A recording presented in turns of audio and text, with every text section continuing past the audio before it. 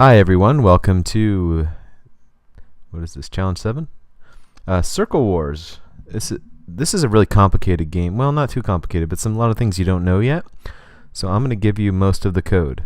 So first I'm going to show you the game, and if you want a real challenge, you could stop the video and try and start design it yourself or something similar.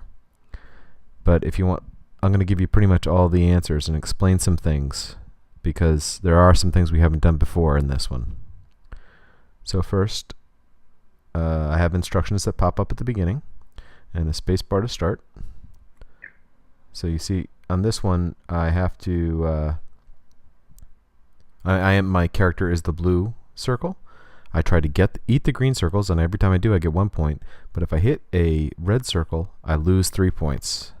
You have to get 20 points to win, or 21 points to win, or you negative 21 to lose. That's basically the instructions. So you control it with your mouse.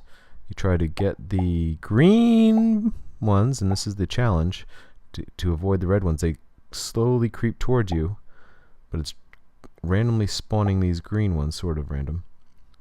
As the green one's heading in random directions, and the red is heading in random directions. So this takes a little while, and you get the idea. At the end, it should give you your final time and say victory, or you win, or something. Almost there.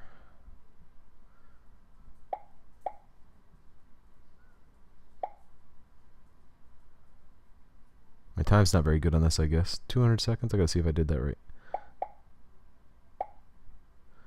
Victory. Okay, so that's the game. Let me see if it works this time. Yep, the timer's working. So that's the game. So now we're going to look inside. So if you want to do a real challenge, you can try this on your own first. So some of the things I did here, I used the timer this time, and I just moved it to the time to keep track of the time this time. That's why it's so exact this time. I'm not just increasing it by 1. It's doing it in actually thousandths of a second, 0.999 to the 0.001. Here's the interesting thing. Now we're using clones. So the green and the red button circles are actually cloning themselves, and we use 2 specific things here. We created a clone after it moved in a random direction, and then we use this event here, when I start as a clone, and you have to it's not in the events this time. When I start as a clone is actually in the control buttons. So you have to go down here to when I start as a clone to get this. I just set the ghost effect to 50, so it makes it a little bit more transparent.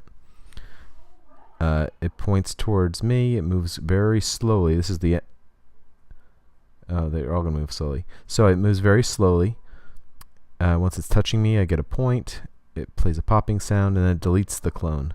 Also, after it goes 300 steps, a certain distance, it will also automatically delete itself. So, and you can see every 250 steps, the green one, which is moving in a random direction, creates a clone of itself.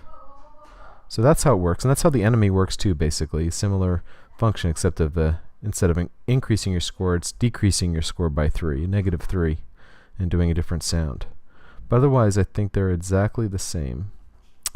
The other thing I did is I have an instruction sprite. So it doesn't start until you hit the space bar from the instructions. You can look at the costume for that. So I just typed in the instructions, and I put little circle decorations in there, and I hit everything until you press the space bar, and that's when it starts. So that is the scripts and all the answers for this. The clones are a great tool to use, and if you want something that's a collection game. Otherwise, it's on to the next project. I can't wait to see what you create with this. You can create a story background. You don't have to use circles. You can use objects.